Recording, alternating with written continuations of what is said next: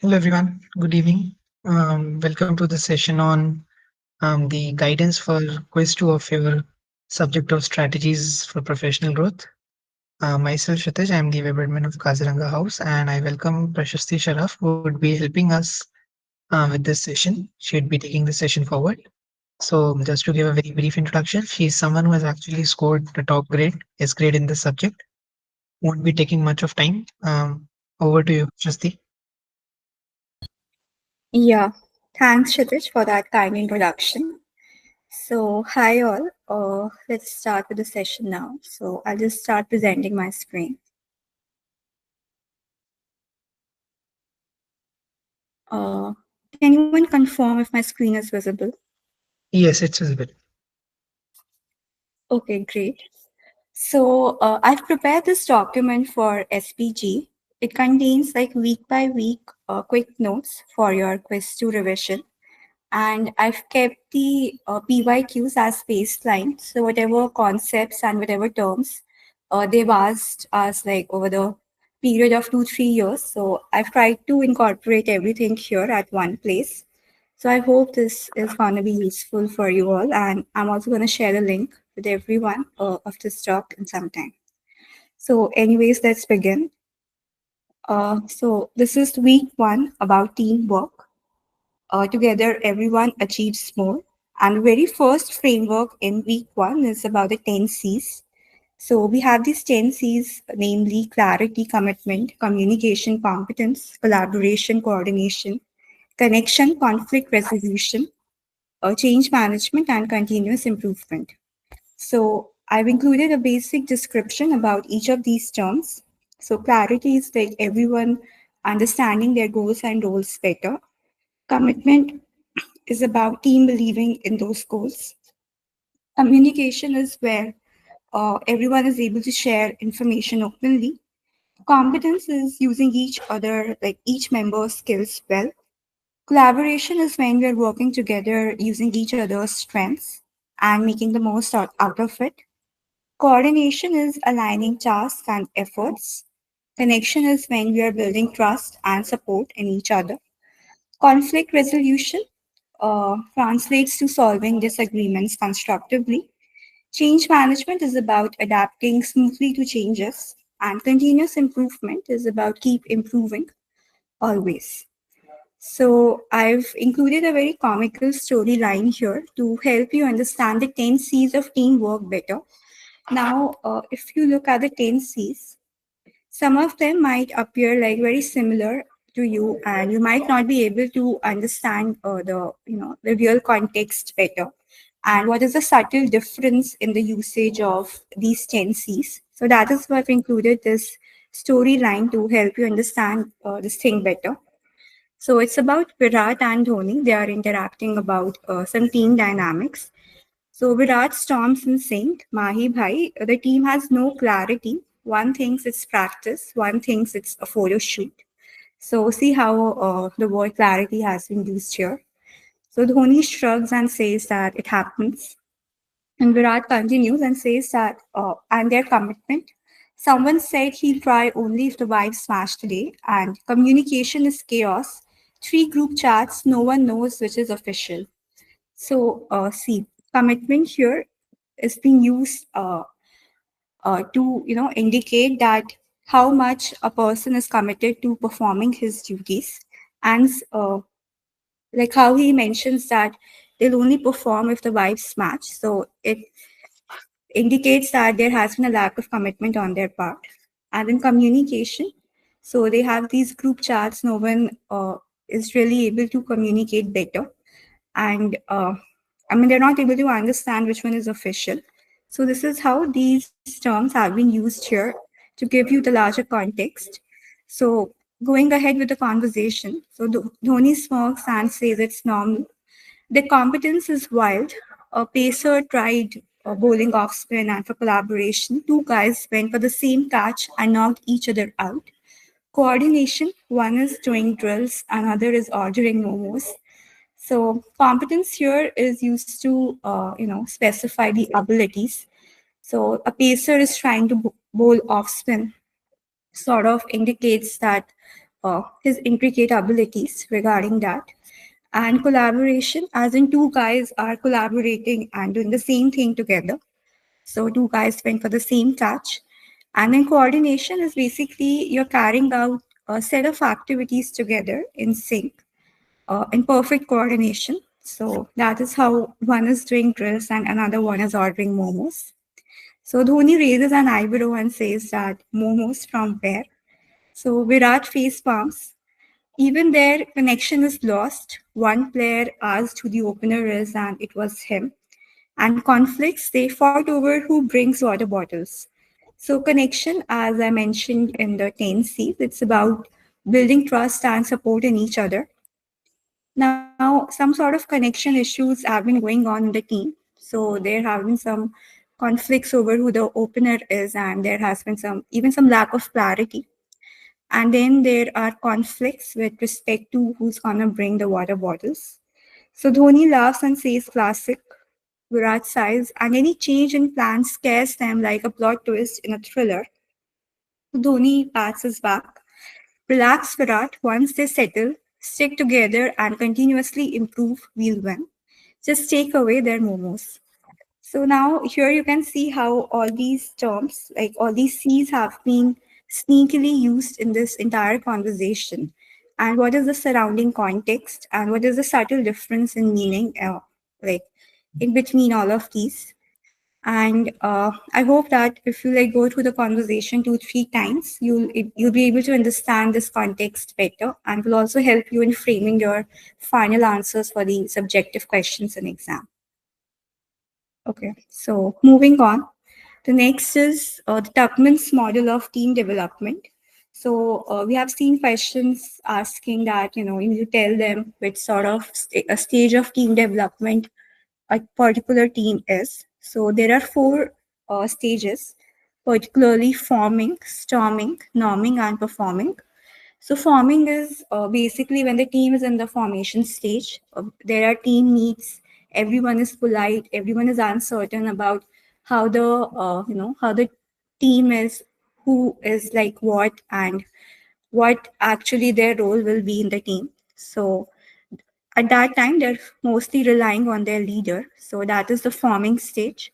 The next is the storming stage when everyone comes in with their opinions and they sort of try to challenge the structure. And in the process, even conflicts arise in between members. But that is the storming stage, followed by the norming, where a certain sense of trust develops, conflicts settle down, and members try to compromise and settle down and accommodate each other. So the team starts to align on certain specified norms. And the last one is performing, where now the team, after having gone through all the conflicts and working their way out of it, they finally settle down and finally the normal operations start. So that is when we say that the team is operating smoothly now with clarity, full autonomy, and high productivity.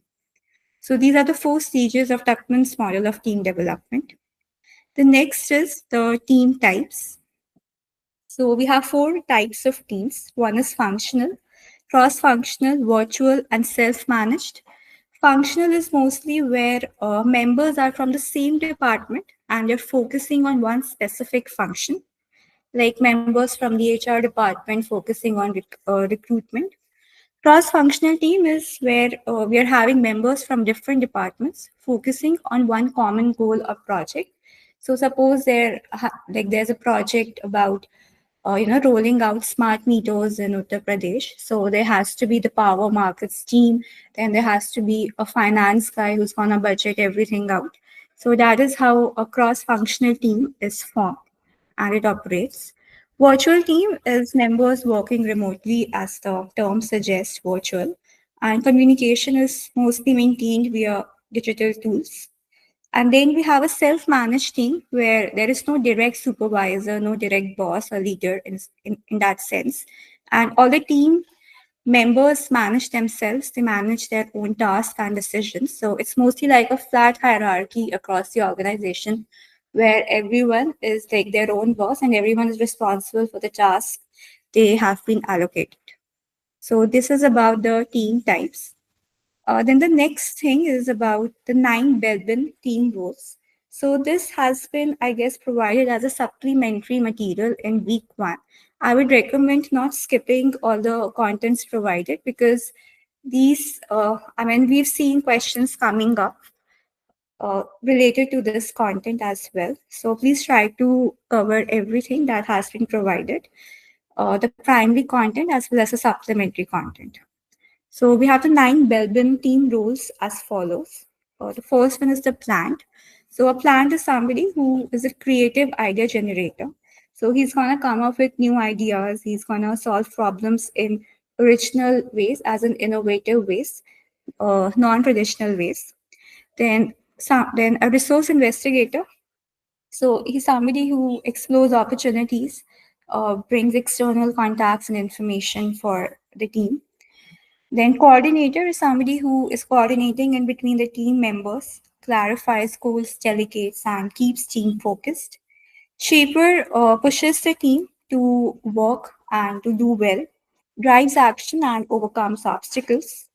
Monitor evaluator is like a logical thinker. So suppose a plant or person who has taken the role of a plant is suggesting some idea. So it's the role of the monitor evaluator then to logically think through that and to sort of estimate the feasibility of the proposed idea. So they're going to evaluate these ideas objectively. Then we have a team worker. So team worker is like who's gonna keep the team together and who's gonna, be supportive, diplomatic, and his role is to build harmony in the team. The next is the implementer. So as the name suggests, they are responsible for turning the ideas into practical action. So now we have ideas from the plant, from the evaluator who has evaluated everything off, and contacts from the resource investigator. So now it's the job of the implementer to go ahead and turn those ideas into practical action, organized and reliable. Next is the complete finisher. So once everything has been, planned and implemented, carried out, so just to strike off the last details, we bring in a complete finisher. He's detail oriented. He ensures that the final work that we are delivering is of high quality and all the deadlines are appropriately met.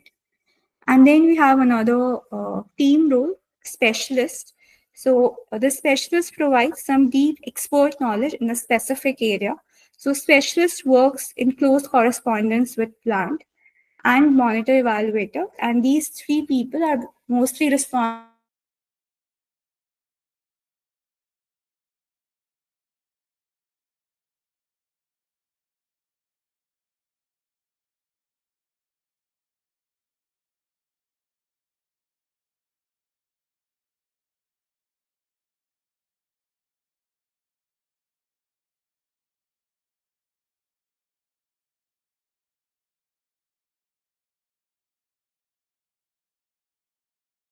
opportunities, ideas, and that is why they're clubbed under the thinking oriented roles.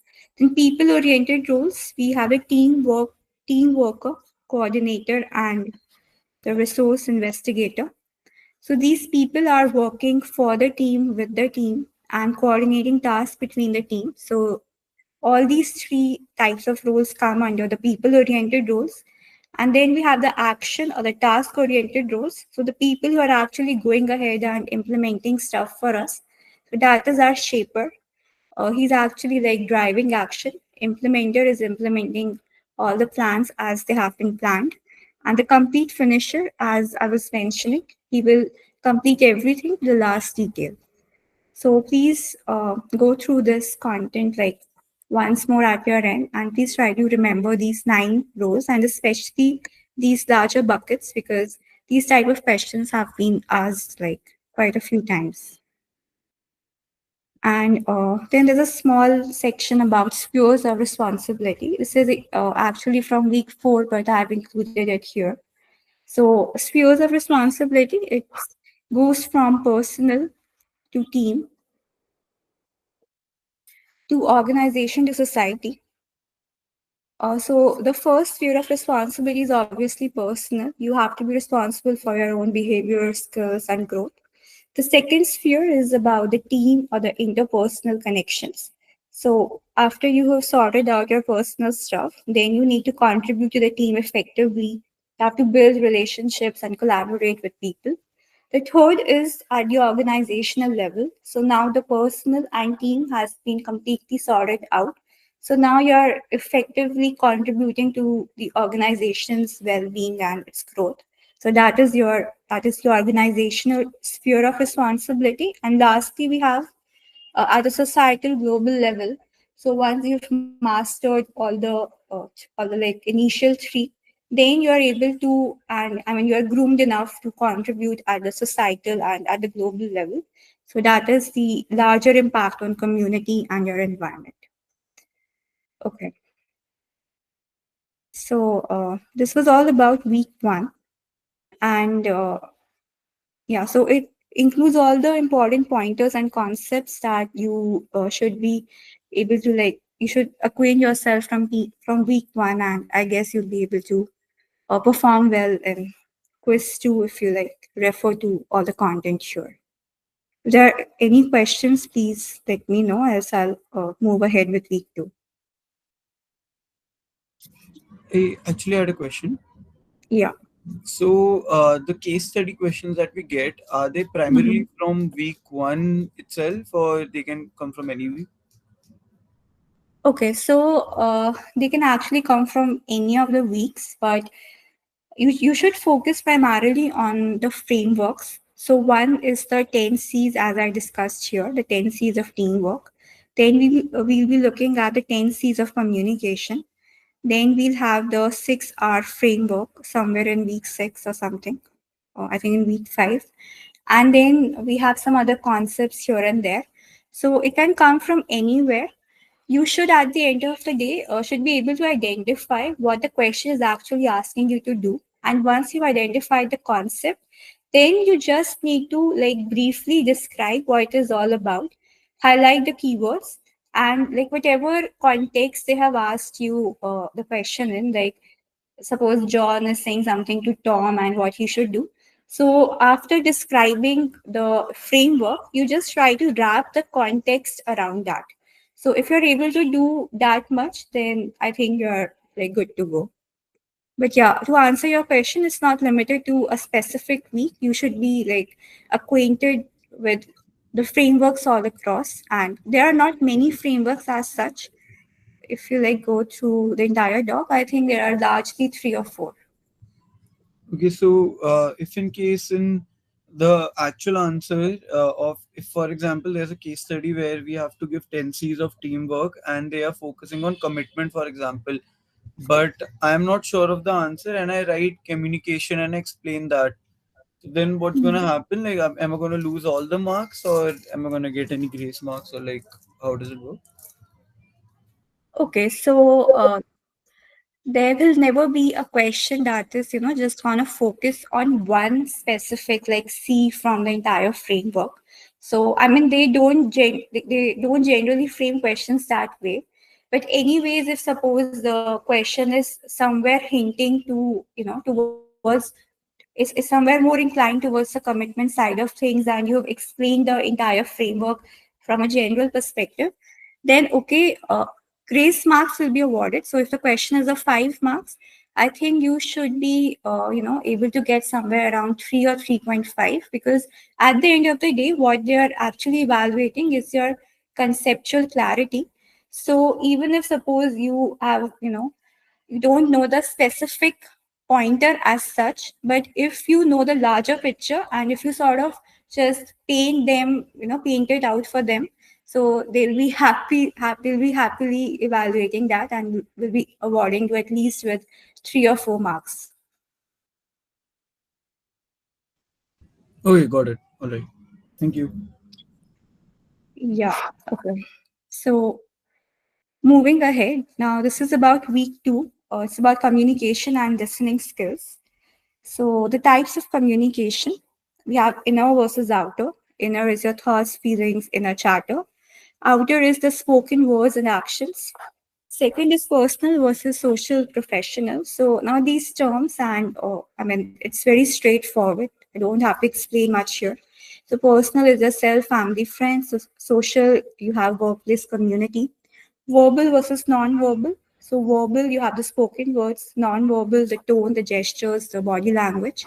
Written versus oral, again written emails, reports, documents, or anything that you're writing for that matter. Oral is the conversations, discussions. Internal versus external. Internal is within your own team and organization. External is with externally with the clients, the stakeholders, and vendors. Vertical versus horizontal. So these terms are used in this organizational hierarchy. So vertical is when it's like an upward to downward communication. So you're communicating to your boss, he's communicating to his boss, and so on. This is a vertical type of communication. Horizontal is like you're communicating with a colleague or another team member who is almost at the same level as you are. So that is the horizontal type of communication. Formal versus informal. Formal, again, as we understand, a formal report, formal review or survey, or like MOMs, memorandum of understandings, and all of that, minutes of meetings. Informal, we have the casual chats, quick conversations that you may have with your colleague over a cup of coffee. That comes under informal. So this is about the types of communication. Barriers to communication. We have the psychological barriers. Again, the inner chat, the stereotypes, biases, our own emotions, and low focus. That all comes under the psychological barriers, which is actually our mind is putting a barrier in, having a fruitful conversation with somebody. Language barriers is you are communicating with somebody, but they don't understand your language, or they're using very complex words or jargon for that matter. Cultural barriers. So, there are people belonging to different cultures, and they might not be very much acquainted with the best practices and practice norms for that matter in their respective cultures. And here we have two sort of cultures. We can classify them into two broad categories: low context and high context. So low context cultures is where they cannot rely much on context, so they won't be picking up on cues. They have to be told outwardly and straightforward, upfront on their like pace. So it has to be direct, clear, and structured. You have to say no openly, and they rely on words over gestures. So you have examples from US, Germany. So if you're interacting with somebody in US, so if your body language suggests a no, but the person from US might not be able to understand that unless you're actually going ahead and saying it to their face that no, I won't be able to do this work. Similarly, in Germany, so explicit messages with proper eye contact is required. And then there are high context cultures. So high context, as in you don't have to speak much. Uh, the context is gonna do the larger work for you. So if in India, suppose here we interact with each other, so our body language and the way we are presenting ourselves or our expressions, they convey our emotions better and faster to the other person, and we don't really have to tell them that okay, I don't want to do this work. So we are able to understand things even from a non-verbal perspective. So that comes under a high context culture. So it's indirect, ambiguous communication. Like we're not very clear. If like we don't want to do something, we are not taught, to say no just outrightly. So we'll be like, okay, we'll do it, we'll see. So that comes under ambiguous communication and relying on non-verbal cues and social context, avoiding saying no directly. So Japan, China, and all these countries in this Asia Pacific. Here we follow this high context culture. So subtle gestures, harmony, focused interaction. So these are some of the traits. Then you have organizational barriers. So suppose you have the hierarchy system, and in your organization, it's mandated that you can only interact with your boss, which is like a one level above you, and you cannot really go and talk to people like to the CEO and the top management for that matter. So that is like an organizational barrier. Then unclear channels as to where and how to communicate, structural complexity. Physical barriers. So suppose you're communicating with somebody and there's noise, there's acoustics, there's, the environment is very noisy. So that comes under physical barriers. So that was about the barriers to communication. Then, similar to the 10 C's of teamwork, now here we have another framework about 10 C's of effective communication. So, this is quite important because it has been asked again and again in the quizzes. So, please try and prepare this part well. So, the 10 C's of effective communication include the first one is clarity, as in a clear message, concise, short, and to the point. Complete, as in all the needed info has been provided. Considerate is audience focused. Concrete, specific, and solid. Courtesy, polite and respectful. Correct, accurate, and error free. Coherence, logical flow. Consistency, uniform message. Like if you're sending out the message to like two, three communication channels, there should be a uniform message and with uniform details. Creativity, engaging, and impactful. So all these 10 C's you have to remember. And again, on at the outset, they might seem similar, right? And they are indeed similar and correlated with very subtle differences. So, anyways, let's see if we can understand anything about the context from this another storyline. So here, Trump and Musk are discussing something about launching a rocket. So let's see.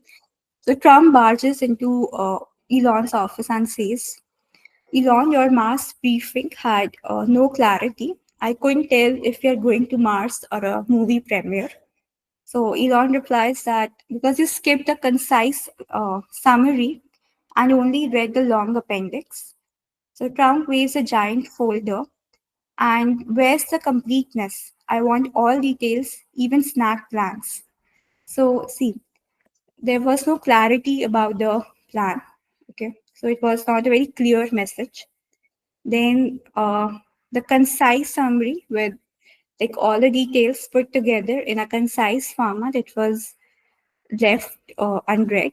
And then completeness was an issue. So the message was there, but it didn't include everything that was required. So that is about completeness. So Elon says, Donald, think about the consideration. The team doesn't need speeches about tremendous rockets every hour. So, consideration here, as I mentioned above, considerate is audience focused. So, whatever you are putting out in your message, it should be audience focused. It should not be verbose. It should not be, you know, uh, it should not have your personal interest. It should be largely meant for the audience. So he says the same thing here that think about the consideration, as in think about the audience. They don't need speeches about rockets every hour. So Trump pointed dramatically, your ideas need more concreteness. Tell me exactly how the rocket won't explode. So concreteness here, as in some again sort of solid evidence with a lot of concrete details, so that it can provide a wholeness and a sort of completion to the entire plan structure. So Elon smiles and says, and your feedback needs courtesy. Yelling make mass great again doesn't count. Trump rolls his eyes, fine, but I demand correctness. Facts, numbers, very accurate numbers. So Elon taps the whiteboard. That's why we need coherence. Your thoughts shouldn't jump from rockets to golf courses mid sentence. So, see, I think the use of courtesy is straightforward. Then, correctness, as in all the facts and numbers that they're putting out, it should be correct and accurate.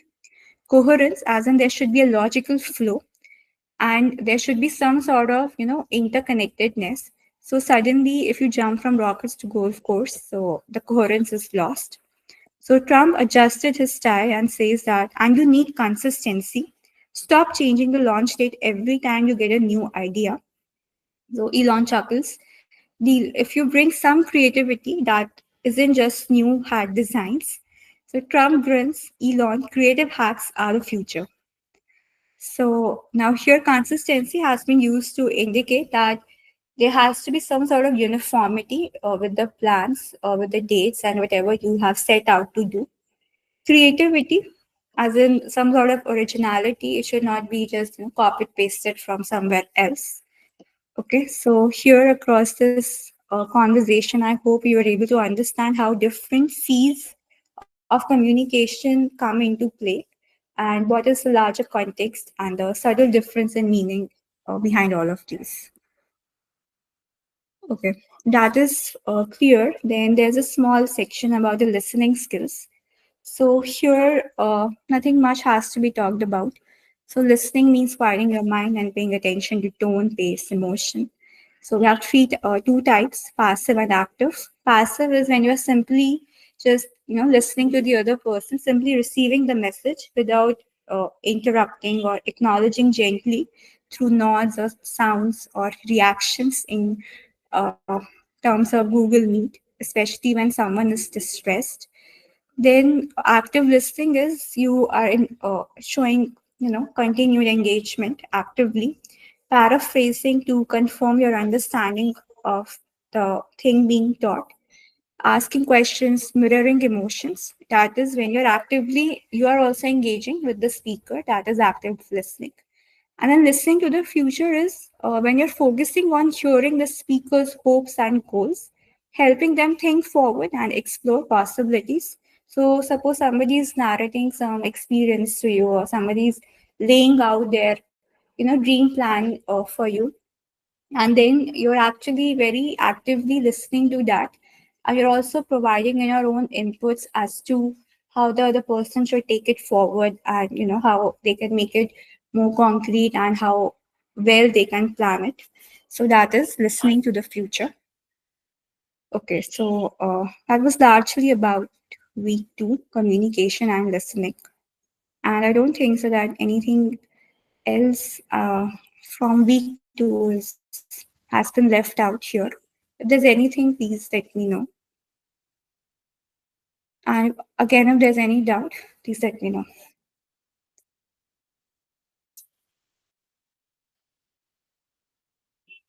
Yeah, is there any shortcut trick for remembering all the 10 C's, 6 R's, 10 C's, communication and teamwork? Any shortcut trick that you might have used?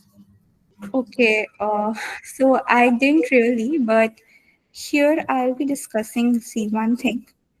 So if you see this strategies of cultural creativity, so you have dominance, accommodation, compromise, avoidance, and synergy. So you have these mnemonics. Dogs and cats avoid snow. So you take the first letter DACAS, and this is how you sort of remember. But here again, since the letters like the alphabets were different, it it helped. But there everything is CCC, so I mean that might create difficulty in sort of coming up with such a mnemonic. But again, Yeah. we can explore and see if there's some good way. Okay, okay, sure.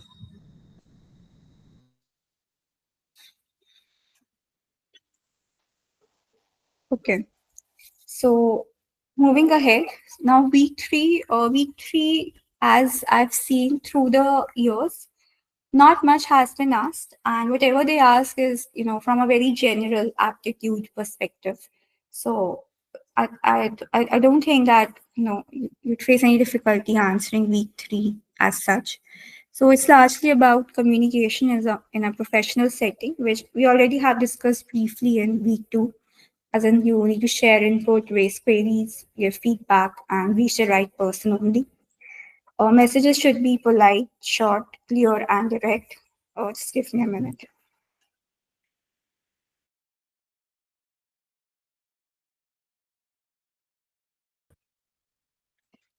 Yeah, so messages should be polite, short, clear, and direct, and emails should be formal and unstructured. Managers should be given clear updates. Team should be, I'm sorry,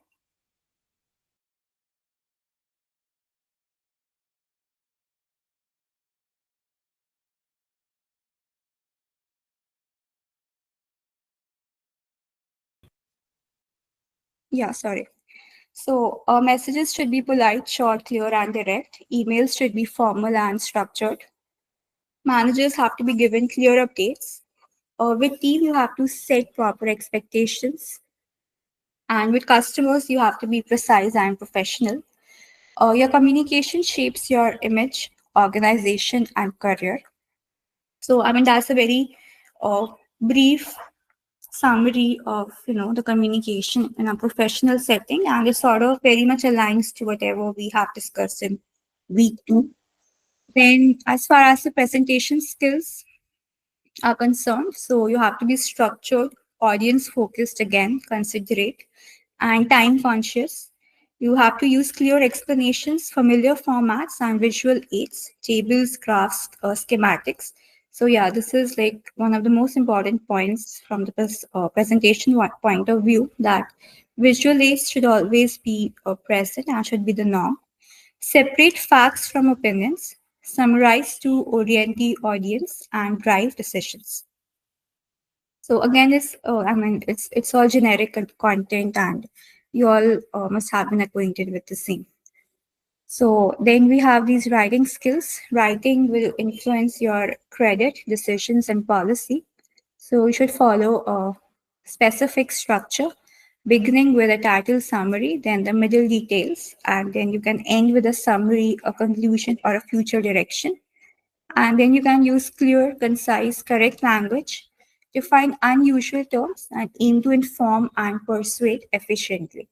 So this you can just have a read through once or twice, and nothing much, I would say, as the key takeaway from week three. Then week four is about leadership. So just try to remember these pointers with respect to these three big categories. So we have three types of leadership can be defined across three domains. One is you are leading yourself from within. You lead yourself to lead others, and lead others to lead themselves. So when you are leading yourself, you need to uphold your core values, knowing your spheres of responsibility, which we discussed in week one. Then exercising your power of choice, taking responsibility, ownership for yourself, playing to your full potential, and investing in yourself. So basically, uh, taking on tasks and building on skills which helps you emerge as a leader at the end of the day. Then leading yourself to lead others. So cultivate a growth mindset. Don't have a stagnant or a fixed mindset as in I cannot do this, or this is this is not going a certain way, so let us drop this plan. It should be a growth mindset where whatever the obstacle are, you should always be able to find your way out of it. Then manage your time and energy well. Focus on one thing at a time. Communicate effectively and listen actively. Being emotionally resilient, embracing change, managing conflict within your team. Delegate effectively. This is important. You have to, when you're working in a team and suppose you're managing it, you should know what each member's strengths are, and what each member will be able to do best. And correspondingly, you should delegate the task accordingly. And then be a collaborative leader. Okay. And then the third bracket is lead others to lead themselves. So make work worthwhile and important. So basically, inspire them to do better, inspire them to lead their own domain. That is basically the point of this, third category here.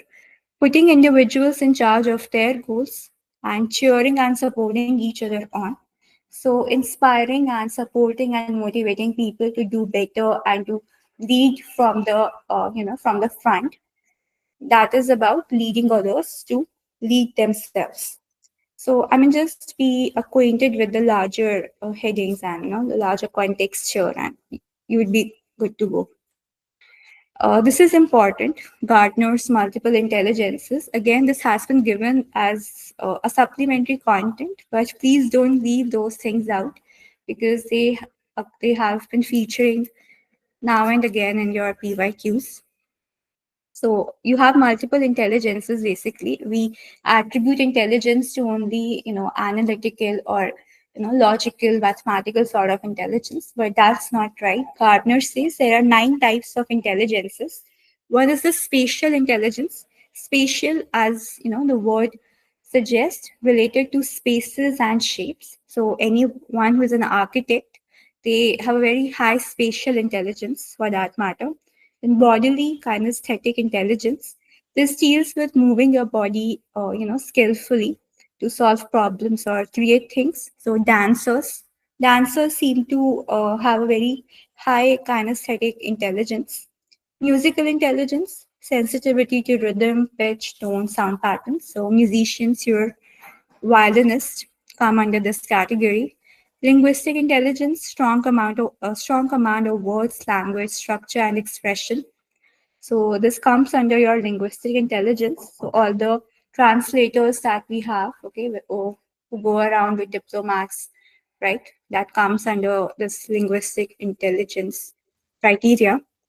Then you have logical mathematical intelligence, skill in reasoning, analyzing, and understanding logical relations.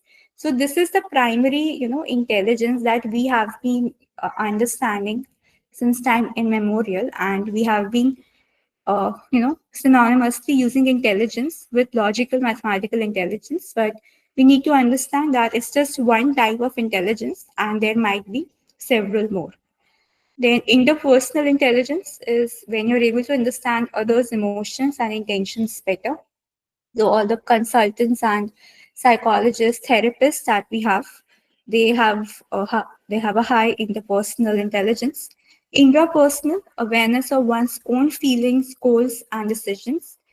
Now here, all those monks and babas come under this category. Naturalist intelligence is ability to identify and understand patterns in nature. So somewhere a philosophical perspective, as you're able to understand the world, the universe better, and how nature works, or biologists and scientists for that matter. So these are 9 types of intelligence. Just try to remember each of these. And description you don't really have to remember because everything is indicated by the term itself. But please try to remember the intelligence because they might ask you to, they might ask you in a subjective question, as in how multiple intelligences can be achieved, or somewhere around that. So that is largely about these weeks. So there's not much to discuss there. Let's move directly to week 5 now, which is about emotional intelligence. EI is understanding and managing your emotions, reading others, staying calm, and staying motivated. That comes under emotional intelligence. So if you're able to do all these 3, 4 things mentioned here better, it's said that you have a high emotional intelligence, and this intelligence is centered on the amygdala. So we have an emotional center of the brain called amygdala, which is responsible for regulating all our emotions. And this EI, it differs from other types of intelligences because it focuses mostly on emotional reasoning. Okay, so that said, here is the 6R framework. So all the frameworks are quite important. So please pay close attention to those. So the 6R framework of emotional intelligence is recognize, reflect, regulate, respond, relate, and then reframe. So recognizes first if you're experiencing something, suppose some emotion, you have to first start by actually identifying it. So that comes under recognize. Notice your emotions as they arise. Now once you have identified, then you should reflect, pause and understand that why you are feeling that way. Okay. Once that is done, then you need to try to regulate. So manage emotions to stay balanced and in control. So once first you identify what is that I'm feeling. If you're suppose you're feeling angry, you're feeling sad, happy, whatever, then you reflect that okay, why am I feeling the way I'm feeling right now? Once you've done that, then you start regulating it. That okay, if I'm feeling sad, I should not be feeling that way, and let me, uh, you know, have a positive conversation with myself and try to calm myself down. So that comes under regulation. Then respond.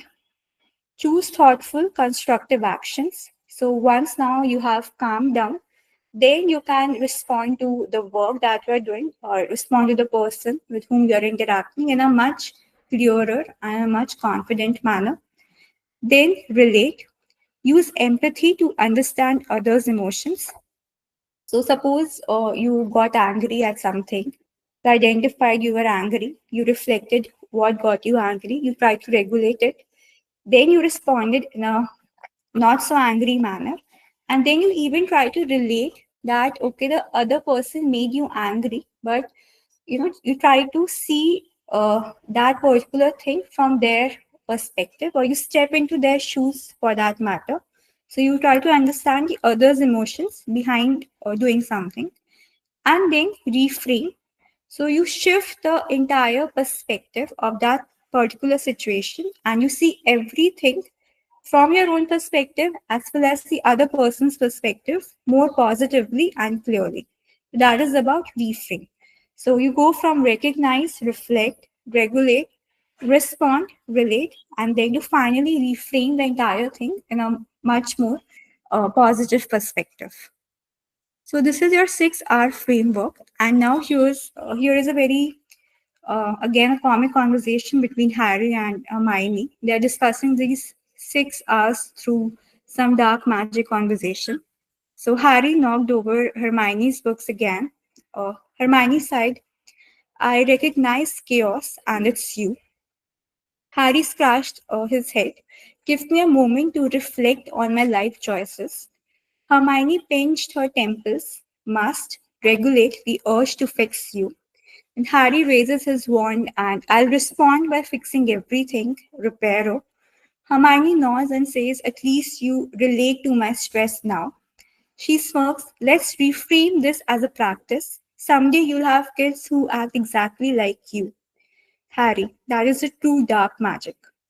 So, see, uh, it starts with the recognition of chaos that Harry carries. Then Harry says that let me reflect on why I'm feeling, that way. Then Hermione tells him to sort of regulate the same thing. Then he says that okay, I will respond by doing something or interacting with something, and then at least you relate to my stress now. So as I was mentioning that then you once you respond, then you also sort of understand the other person's emotions. That comes under relate. So Harry's finally able to relate to Hermione's stress. And then finally she smirks and says that okay, now we have worked through the situation, so let's reframe this entire thing positively and as a practice. So I hope this is able to do justice to the 6 R framework, and you're at least able to understand the larger context of how these 6 R's are interrelated. Okay, that is about the 6 R framework. Then in week 5, again, we have this TKI, Thomas Gilman conflict mode instrument. So there are basically 5 ways people handle conflict. Now, this is coming from the conflict management based on levels of assertiveness and cooperativeness. So assertiveness is basically saying, that whatever I said is correct, or whatever I'm suggesting should be adopted. That you can take for assertiveness. And cooperativeness is when you're sort of accommodating, and you're also able to cooperate with other people, and whatever somebody else is suggesting, you're fine enough into implementing that idea as well, and not just implementing just your idea in plain. So we have these 5 techniques or 5 stages, uh, you know, with respect to how assertive and cooperative one is. So cooperativeness and assertiveness you can take on the 2 axes, and then at the intersection of these highs and lows, we have 5 types of conflict management techniques here, and then there's one here in between in the middle. So competing is when are you competing? when what you are doing should be, above everyone else, and you have a sort of competitiveness. So that is, you are high assertive, and you're not very cooperating with all because you want to, you want to make your work shine. So that is competing. So a high assertive and low cooperative position, as in my way wins. In collaborating, as the word suggests, now you're collaborating with everyone there on the team. So it's high cooperative and high assertive position also. I mean, you're also making your point heard, but at the same time, you're also hearing other people's perspectives. So this is like the star technique. I mean, people sort of push to, adopting collaborating technique because this is like the best method here. So let's win this together. That is collaborating. Compromising is mid of both, not very cooperative and not very assertive. So, okay, let things, I mean, let it be whatever is happening. So, we both give it a little. Avoiding is low both. Now, you're not at all cooperative much, you're not at all assertive much, and you're just living under a rock and you don't want to participate and engage with it anymore. So, let's not deal with it now. And accommodating is, you yourself are low assertive, so you have kept your points behind now, and but you're listening to other people's opinions and giving them more weightage. So low on assertiveness but high on cooperativeness. So that is accommodating, and it says that your way is fine, I'll adjust. So I hope these brief examples will help you understand each of these conflict management techniques better. Just try to give this a read again at your end, and I hope that you'll be able to understand this thing better. And lastly, from week 5, we have this 5 components of EI, emotional intelligence. So, again, very straightforward. Self awareness, knowing your emotions and triggers, self regulation, management, controlling reactions, staying composed. Empathy is about, understanding other people's feelings. Social skills, communicating and building relationships effectively, and motivation, passion is you're driven to achieve goals with purpose and optimism. So these are self-explanatory. Self-awareness, then regulation of the same, empathy. So this is about the recognition part. This is about the regulation. This is about relation part from the 6R framework. Social skills and motivation or passion. So just give this a read again, and I think you'll be good to go. And again, in week 5, I guess in the GA they have given this article, How to Play to Your Strengths. So again, it's a supplementary content. Don't leave it out.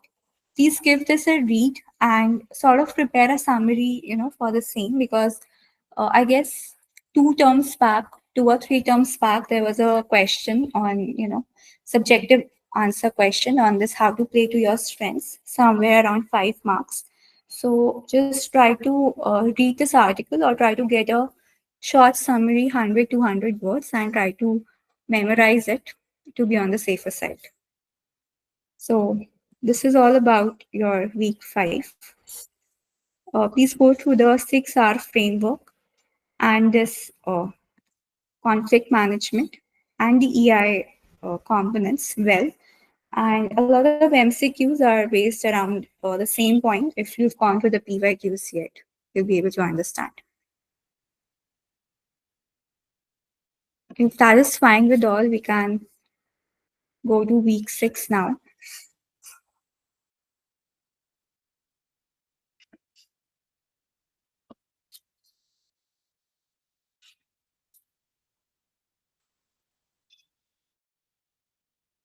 Oh, okay. So week 6 is about your cross-cultural understanding and personal grooming. So I've included the very important and a very content that is only relevant from the quiz point of view. So I've not included like a lot of other things as in what culture is and the traits of culture. So that feel free to read at your end. Here, I've mostly included the content that is relevant from quiz 2 preparation. So, one is the culture iceberg principle. So, it says that only a small part of culture is visible, like the food, dress, language of a place. Now, these are something which is outrightly visible to you. Okay, and then there's a much larger part, as in the norms, the beliefs, the values that culture carries. So it lies hidden. It's not really visible at the outset. So it lies somewhere beneath the surface and actually drives that culture's behavior and communication. So this is the culture iceberg principle that suppose you visit a foreign country, their food, dress, language will be instantly clear to you, instantly visible to you. But then their practices, norms, traditions, beliefs, it will take some time into understanding those things better. So that is the culture iceberg principle. Then we have the cultural barriers. So this has to be, dealt with, dealt carefully, because we've had a lot of MCQs based around these. So there are three types of cultural barriers. One is stereotyping, then ethnocentrism, and patriarchalism. So stereotyping is, suppose your mind has built some imagery about somebody or some community, okay, from your previous experiences or from societal conditioning, and now you use the same thing everywhere, okay? You use the same template everywhere, so making fixed oversimplified assumptions about a group, right? So example, assuming all engineers are socially awkward or all artists are messy. So if you come across an artist, and if you just think in your mind that, oh, he should be a messy person, so that's not right. I mean, don't impose a general template to everyone and everything. And if you're doing that, we say that you're stereotyping, but stereotyping should be maintained as less as possible. Taking this ethnocentrism, this is believing that your own culture is superior to others. So, example, a manager from country A insists their way of doing business is superior, dismissing local methods in country B. So, suppose Tesla comes and establishes its offices here, and then it doesn't wanna collaborate with other automakers here, and doesn't wanna collaborate with the government on the regulations. So that is where it is, practicing ethnocentrism. Then we have the patriarchalism, which is a male-dominated mindset where authority and decision making favor mostly men. So in a team meeting, if you have both male and female voices, but male voices are considered, given more weightage and are considered more for leadership decisions, while women's opinions are overlooked despite having expertise. So that sort of a system is what we call a patriarchalism. So these are three cultural barriers: stereotyping, ethnocentrism, and patriarchalism. Uh, okay, and please acquaint yourself with all of them. Then we have the dimensions of culture. So, individual versus collective. As an individual focus, personal goals, or group harmony, shared goals. I mean, again, this is self explanatory. Hierarchical versus egalitarian. So, clear power distance. So, as in the organization, you may have a hierarchy. So, your boss is at a more authoritative power than you. That is a power distance. And respect for authority versus an egalitarian society, a flat structure and equal voice. So, like in a democracy, you have a flat structure. Certainty oriented versus ambiguity tolerant. So, preference for rules, clarity, or predictability. That is, there has to be, a certain protocol, fixed protocol into doing everything with very less to no changes. That is a certainty oriented culture. And then ambiguity tolerant or more flexible and open to changes, that is, you are comfortable with unclear situations as well, and you may work your way out of it by developing innovative solutions. So that is an ambiguity tolerant culture. Time is plenty versus time is scarce. So, relaxed, fluid approach to time. And then some people feel that, okay, we have a lot of time, let's keep it off for tomorrow and then we'll do it. So, they keep procrastinating for that matter. But that is not the right way to do it. Time is actually scarce. So, there has to be a strict schedule and everything should be done on time. Punctuality and efficiency should be the key. So these are the dimensions of culture. This is not so important from the quiz point of view, but it's obviously better to uh, keep them in your hindsight. Then the next section here, this is quite important. So this is about cultural differences, mostly when uh, you are suppose settling with another country, another region, having a different culture. So these things come into play. So first of all, when you're interacting with an unfamiliar culture, just causing discomfort to you, so something known as culture shock will happen to you. And then there are four stages to it. It begins with elation, then it goes to translation, followed by understanding and integration. So elation is suppose you are going to pursue masters to suppose UK or whatever. So the very first few weeks will be elation or the honeymoon phase as we call it. So once you reach there, there's gonna be an initial excitement when experiencing a new culture, new infra, everything is gonna feel new and interesting. That is the elation phase. Now, once 1 2 weeks pass by, and it will start feeling normal. Then you'll have the frustration phase because now their culture is different. They are doing things differently, and you wish to stay with them now forever. So you're trying to interpret unfamiliar behaviors using your own culture lens, often leading to wrong assumptions. So you may feel that something happens some in a particular way in India. So let me adopt the same thing there, but it might not really align well, and that is when this frustration thing will kick in. Then the next one is the understanding. So with time, you will try to make adjustments and you will try to understand that, okay, now this is where I am and now I should do how the Romans do while in Rome. So then you start to adjust with the country's culture and you realize the actual meaning behind their behaviors and behind why they are doing things a certain way and they're not doing things the exact same way like we do here in India. So once you have that understanding, you start adjusting. And once this process is complete, now you're it's like a happy to go life. You've accepted it. You have fully integrated and immersed yourself in their cultures and their lifestyle. So that is adapting your communication and behavior to fit perfectly and respectfully into the new culture. And now you've like accepted that place as your new home. So that is the last acceptance phase.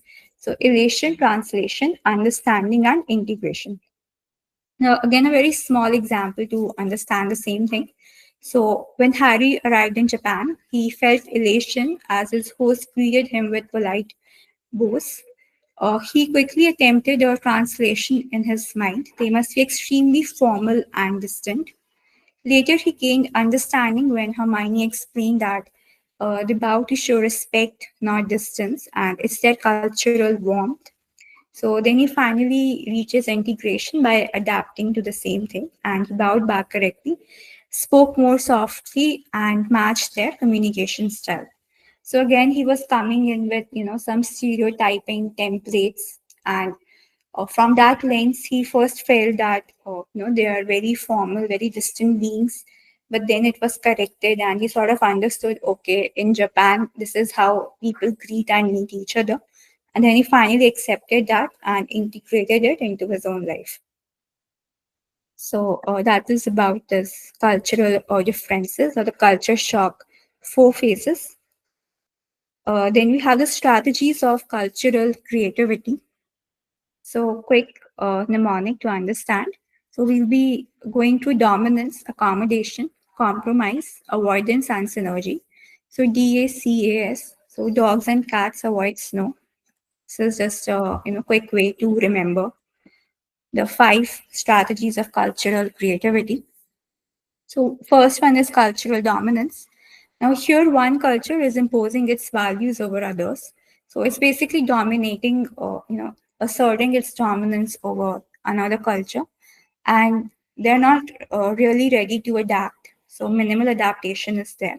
So a multinational company requires all offices worldwide to follow the parent country's work schedule, ignoring local customs or holidays. So this company requires international time zone, and they might not be able to uh, you know integrate the local demands as to how the customs and holiday schedule is with respect to that subsidiary company's country. So that is your cultural dominance. Accommodation is one culture adapts partially to another while keeping core values. So now you're accommodating. Instead of only promoting your own value, you're also able to loop other people in. That is accommodation. So American manager adjusts meeting times to respect the Ramadan fasting schedule of employees in Middle East, but keeps the company's core reporting structure unchanged. So this is good. Then you have compromise, that both cultures make some concessions to reach a workable middle ground. So you're compromising at the end of the day. So team decides on a hybrid approach where half the meetings are in person, preferred by one culture, and other half are virtual, preferred by another. So they have sort of reached a middle ground. Then avoidance. Avoidance is you're minimizing interaction to prevent conflict or cultural friction. So two departments with very different work styles avoid joint projects to prevent misunderstandings or clashes. So you're completely avoiding each other. That will come under avoidance. Synergy is now you're tapping on the best potentials, tapping on the best skills of both the entities involved, and then creating something new out of it, creating a new solution out of it. So, creating new solutions by integrating strengths of all cultures and resulting in collaborative innovation. So, global marketing team combines storytelling traditions from India with analytical campaign strategies from Germany to create a highly effective, culturally rich ad campaign. So now they have like brought in the best strengths of people, from both the countries together, and then in perfect synergy, they worked and created a great ad campaign. Okay, so that is about the strategies of cultural creativity. Please go through these twice, thrice, because there have been questions corresponding to these. And then lastly, we have personal grooming, 3 hours, right time, right dress, and right place. So being punctual, dressing right, as in whether it's a formal occasion, casual occasion, or professional occasion, and right place, as in match your look to the environment and setting. So these are the 3 R's of personal grooming, and from a professional perspective, you should try to uphold all three. Okay, so this was all about week 6, the cross-cultural understanding. If there's any doubt about anything, please let me know. Else we'll move ahead.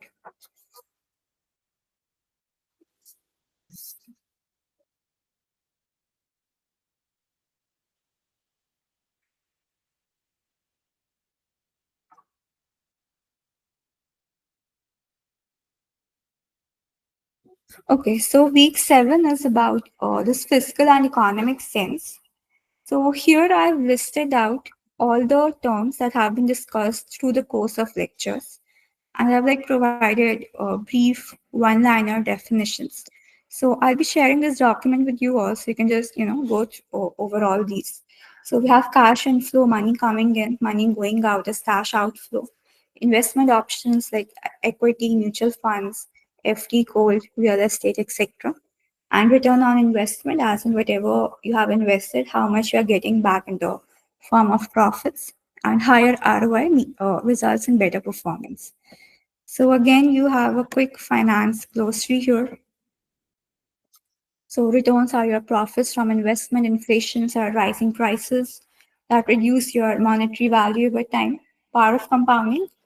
Money grows both on principal and past returns, so time multiplies growth, uh, much similar to how your compound interest thingy works. EBITDA is measuring a company's operating performance by excluding interest, taxes, depreciation, and amortization. So these are basically the secondary, stuff which doesn't really count into a company's main streamline operations. So EBITDA is like a good measure to measure how well a company has been performing.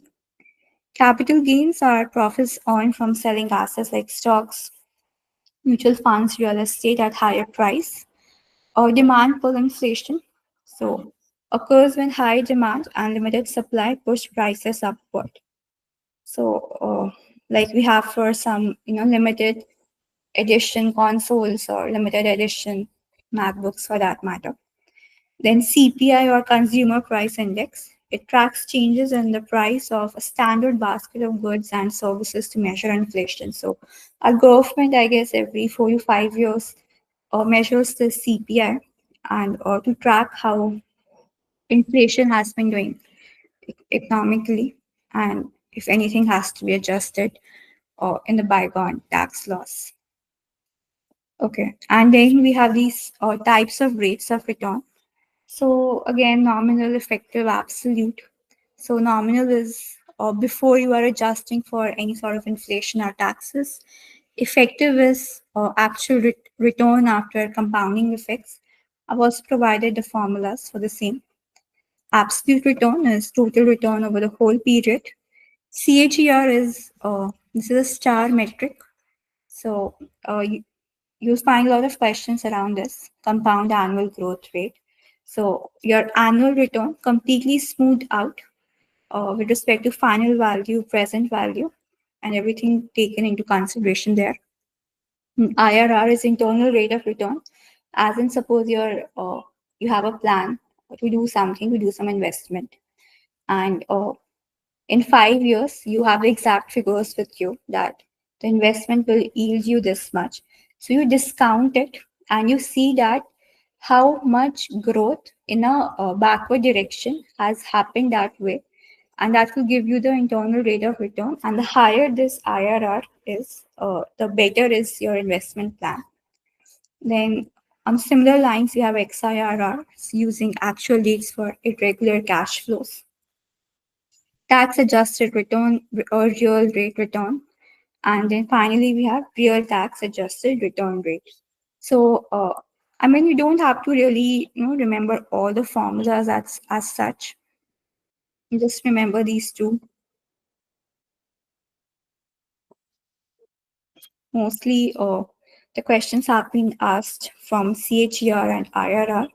Rest, it's better to know, but we haven't seen a lot of questions from, other financial terms as such. Okay, so this was largely about your week 7 and largely about all the like the quiz to syllabus for SPG.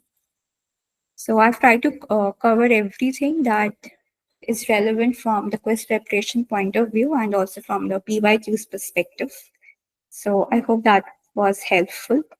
And if that is fine, then we can go to the last section of our discussion now, which is about tips and strategies for long answer questions. So just keep these in mind and you'll be good to go. This one is,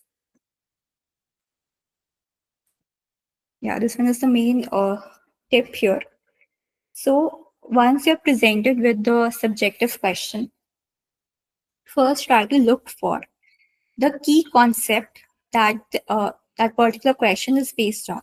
So some question might be requiring the 6R framework, some might be requiring the 10 Cs, some might be requiring the cultural strategies that we discussed.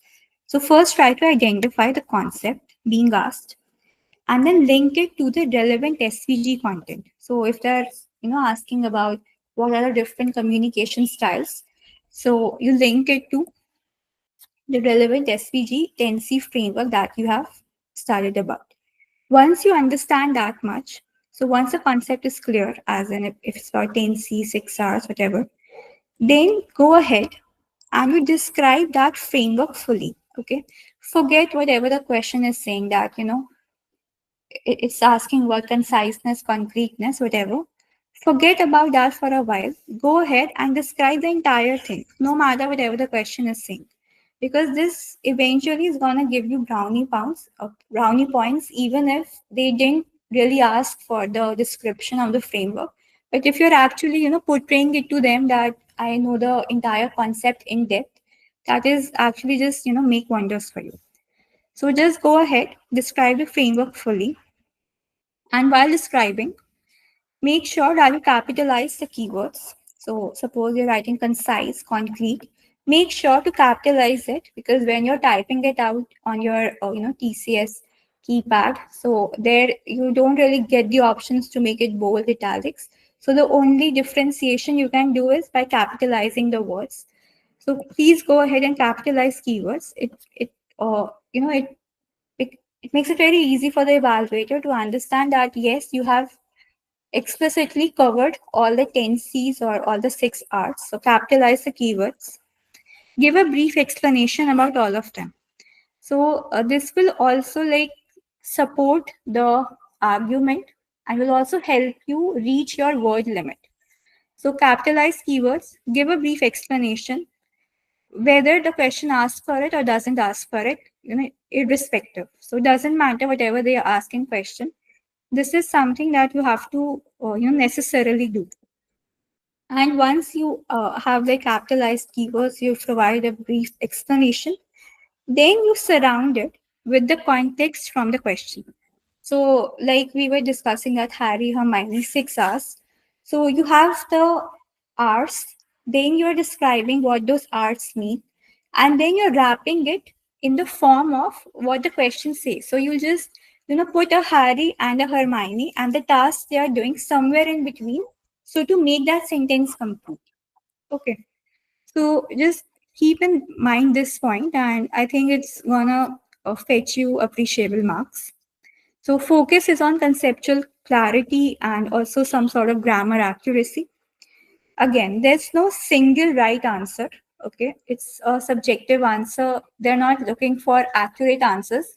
They're only checking your conceptual clarity at the end of the day.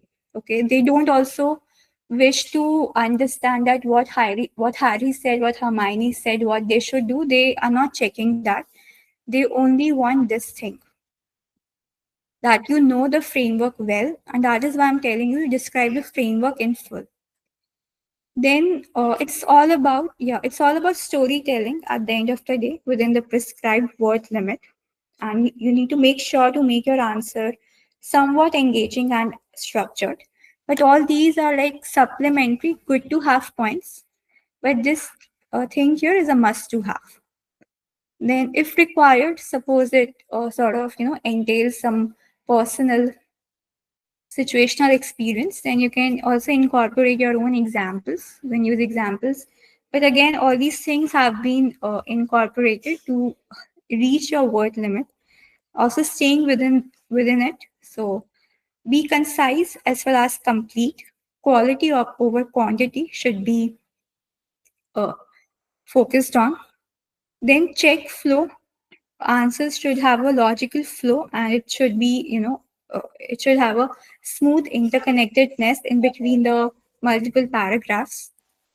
And yeah, staying calm and confident, because if you are calm and confident, so you're able to devise good solutions or whatever the question is asking you to do. So without getting nervous, just start writing. If you understand nothing about the question, if you don't know what is the right answer, what I should write, I don't know anything, just do these 2 steps. Identify the concept, some word in the question, something will tell you that what they're asking. And the second thing is just go ahead and describe the framework, okay? Whatever the, you know, however you want to define it. I mean, just lay down this thing to them. It will cover maybe say 20, 30, 40 words. And then wrap everything here in a context from the question using the specific person names or the specific situation that the question is asking you to describe. And that said, I've included a sample question here. So this is from last year's. Vikas initially felt uncomfortable with Dimitri's work style and meeting behavior, but his perspective changed over time. Using the stages of culture shock, analyze Vikas's emotional and behavioral journey in adapting to a multicultural or remote team. I have to answer in about 100 words. So now if you see here, they have themselves hinted at using the stages of culture shock. Okay. Now suppose you don't understand anything else, just go ahead and describe the different four stages of elation, understanding, and then that translation, understanding, and integration. And just wrap it in the context of Vikas and Dimitri. I mean, that's the only thing that you have to do. So Vikas reflects stages of culture shock. Then we are describing the four stages. We are describing what it is, but in context of Vikas and Dimitri. So he experienced elation, intrigued or excited by Dimitri's different work style, but he was unsure how to respond. So he entered translation phase, interpreting Dimitri's behavior through his own cultural lens, which caused confusion and frustration. Then over time, he moved to understanding, learning that Dimitri's directness and time management. So you can use any words here: directness, time management, whatever is feasible for you and whatever comes to your mind at that point. They are not evaluating you for these words which I have highlighted here. They're evaluating you for these, the words that I have made capital and bold. Okay. So write anything as long as it makes sense is what I'm trying to convey. But don't miss out on the conceptual framework. So he learns how Dimitri's directness and time management were culturally influenced rather than personal. Then he finally reaches integration, adapting his own approach, communicating effectively, collaborating in the multicultural remote team. And this shows how awareness, empathy, flexibility, it helps navigate differences and build productive relationships. So again, whatever I have written here and here, these approach, communication, or collaboration, you can write anything that is coming to your mind, and as long as it makes sense. Okay, there's no one size fits all approach that you have to use this specific word only. No, as long as it is appropriate, write anything, but make sure to include the keywords and what they signify, as in with a brief description wrapped around the context nicely. So these are the only these four words with the wrapped around context. This is gonna fetch you all the 5 marks.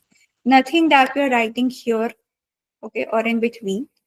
That might largely or at max maybe awarded 1 mark, but your 4 marks will go in integration, understanding, translation, and relation. If you're mentioning these keywords with the description, sure, 4 on 4 there, and maybe 1 mark to check that okay, you know some sort of English, and you know how to frame sentences. That's it.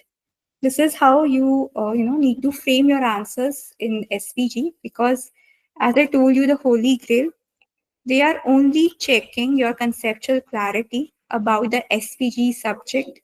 They don't want to check your how good your English is, how advanced your English is. Are you using very fancy grammar and vocab for that matter? They're not checking that. They only want to check if you understand the subject matter with respect to SPG better. So in your answer, please give them that. Oh, okay. And that was about your LAQ. And then here I have a case study. So again, in case study, you just read the case carefully, understand problem, stakeholders, context. Here also identify the core issue, because see, everything comes down to the same point: identifying the core issue, the framework that is going to help it, and then describing that framework out. Everything is about that, with just some context with respect to what the question is asking us to do. So once you have the core issue ready, then you identify the relevant concept, whether it's from teamwork, communication, leadership, EI, or conflict management. Then, since it's a case study and you'll be given options, so you evaluate solutions, as in which option is better from short and long term perspectives. Select the most effective one, and once you have selected your solution, just go ahead and justify your choice again using SPG theory, frameworks, and examples if relevant. So again, as I was mentioning in the uh, in the above section, SPG theory and frameworks, they are the holy grail. Whether you know anything or not, just put that thing, even if you're writing the 10 C's of communication are this, without giving the context, then also it's gonna fetch you at least some marks. So don't keep it empty and don't leave it blank. Just at least write out the framework, wrap it around the context, and 4 or 5 marks are, just awarded just like that. Then keep your answers structured, 1 2 sentences for issue, then solution reasoning, and 1 sentence for conclusion. So this is while you're answering for the case study. This is the structure that you can follow. Okay, I'm not saying you must follow this. This is a good to have thing. It's like a cherry on the top. Then here I have a sample question again from one of the PYQs. So I most of you must have gone through these. Yes, Surya. Yeah, I had a question. This document is actually quite helpful. Like it has a lot of things mentioned. So is this going to be shared with us? Yeah, yeah. Let me share it right now in the chat also. Oh, that would be really, really helpful. Yeah.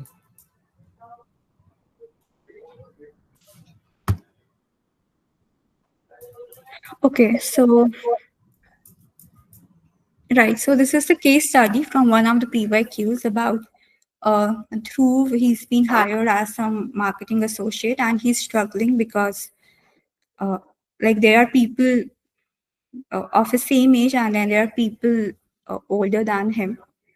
And I'm not reading out the entire thing, but it's somewhere around that he wants to implement some training program or he wants to do something like that, but the older people are not able to come on the same page and they are fixed in their own stereotypes, so to say, and they're not willing to change as per what Dhruv wants them to do. So then this one person, Narendran, spoke the loudest and made the most complaints, explaining that he was speaking for the entire group of seasoned veterans who really know what makes this business run. Okay, so then some senior citizen jumped in and now he's expressing some discontent over something that was discussed earlier. So what should Dhruv do in such a circumstance? There are 5 options. I've already showed you the answers. Okay, wait.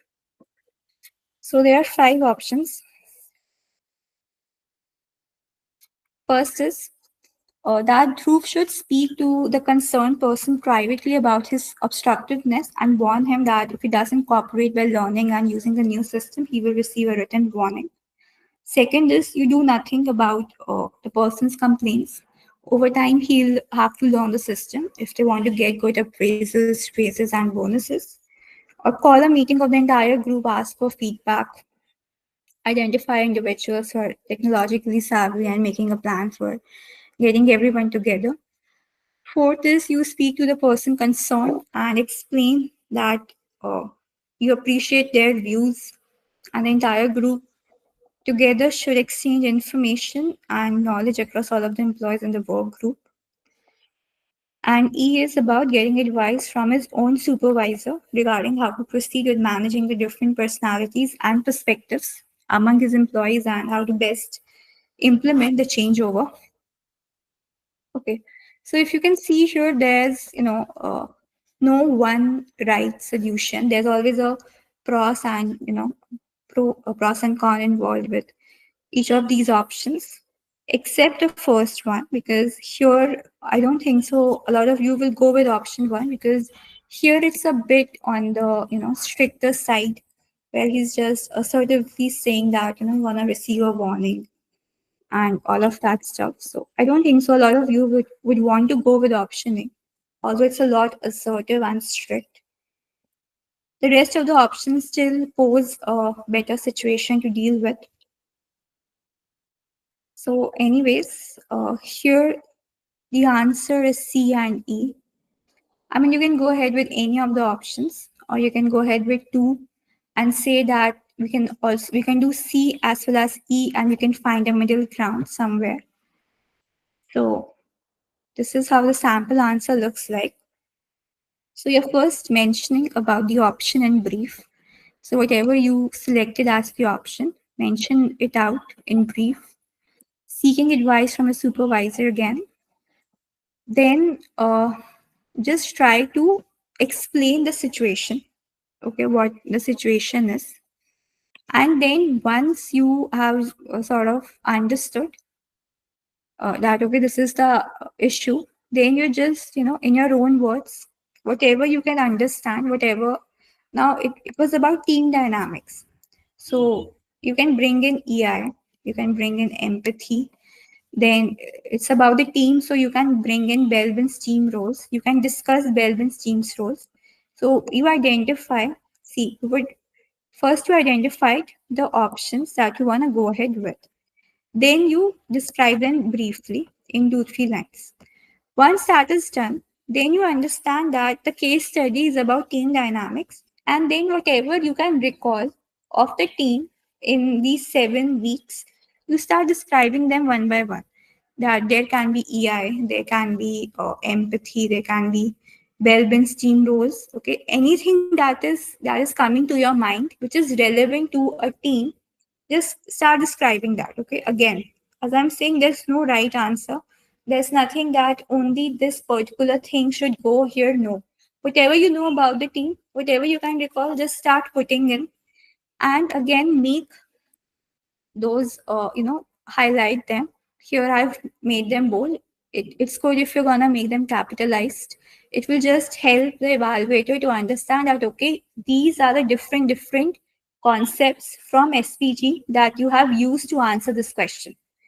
So that is why I'm saying that whatever you know about the team, whether from week 1 or week 3 or whatever, just put everything here in a way that it somewhat makes sense and somewhat correlates with whatever the situation is, happening with the person involved. So you just have to, make the evaluator understand that you have a deep conceptual understanding and you know a lot of concepts. So just write them out here one by one.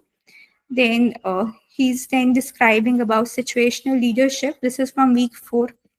And then, wrapping it in Dhruv's context, then collaboration guided approach. So all this is related to the team. So whatever you understand about the team, just mention here from the perspective of Dhruv and his situation. Then he goes ahead and now he's describing avoidance and confrontation. So he's also now bringing in some concepts from culture, week 6 that we discussed. So, okay. So again, I mean, you just have to flex your knowledge of the multiple SVG concepts that you have. Just put them down in a way that it makes sense and it sort of relates to the actual question in hand. And then just keep writing and writing and writing whatever is coming to your mind and stay within the limit. And just try to touch upon a lot of different concepts. It's not that you just touch upon bell bins and in 2 3 paras you're just describing that thing only. No, that helps, but if you're able to touch upon a lot of multiple things, leadership, then culture, everything, then it just makes your answers stand out and just hints the evaluator at the possibility of the student knowing a lot of different concepts from SVG. So this is the way you need to frame your answers. Okay. So that concludes the discussion for today, as in whatever I had planned. If there's any suggestion, any feedback, any question, please go ahead. Actually, I want to ask one thing here. The last question which you discussed. So when I did this question, first I thought that it's a like only one option is correct. Mhm. So how can we get to know that we have to choose the multiple select all or only one option? Okay, so here you don't have to like go ahead with a multiple select. It's your own, it's your own innovation. You can very well just select option C and describe the entire thing and include all the concepts, or you can choose a D or E. But suppose looking at the options, you're not able to make a choice, and now you are stuck in between whether I should choose C or E. So in that kind of scenario, you can go ahead and say that I'm choosing both, and I will try to find a blended solution. So it's not on the question or on the evaluator, it's on you. Whatever you are finding easier to go ahead with, you could have very well even chosen A for that matter. Okay, if according to you that is right, and that you have to be assertive in a when you're forming a team, you can very well choose A and go ahead. There's no right answer. They are not asking you to blend options. Blending is on you. If you're not able to decide which one I should go ahead with, blend. If you're able to decide on one, go ahead and explain that. They are not really, they're not really looking forward at whether a person has blended or chosen one. They are only looking forward to your conceptual knowledge with regards to SPG. They don't care whether it's a case study, it has options, what is Dhruv doing, Narendra doing. They don't care about anything at all. They only care about this thing that you're gonna write them, provide it to them. They only care about this. Here, you're choosing one option, two options, whatever option you're choosing, or you're choosing no option at all. They don't care. They only care about what arguments you are bringing to the table and how much SPG knowledge do you have. So, I mean, go ahead and feel free to choose anything or everything for that matter. Okay, and also like in week 7 there are a lot of formula also which you like it's there No, in the document, so we really need to do that or no, that no, for quiz. no. So, if you are preparing only from the quiz point of view, just prepare these two. But again, I haven't seen, specific questions pinpointed like with the formula usage as such. There might be some questions about that, you invested some money and you have this rate of return. So how much will be the ROI or something? But I think that will be done with, simple interest and compound interest formula. So that I'll include here. So simple interest, compound interest is like a, I think general aptitude thingy. Everyone sort of knows about it. Apart from that, I haven't really seen much. There are PYQs though, I think from 2024 or something, where they did ask, I think, based on some very complex looking formula. But since Jan this term, and I think they changed their approach a bit because they also understand that it's not an economic subject. It's SPG, so they don't wanna evaluate you on your economic understanding. They only want to understand that okay, you know these terms to some extent.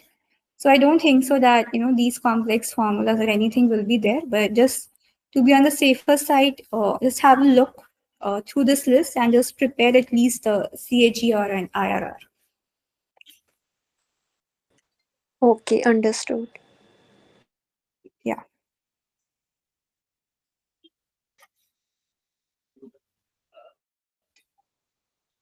Thanks, Neha, for the feedback.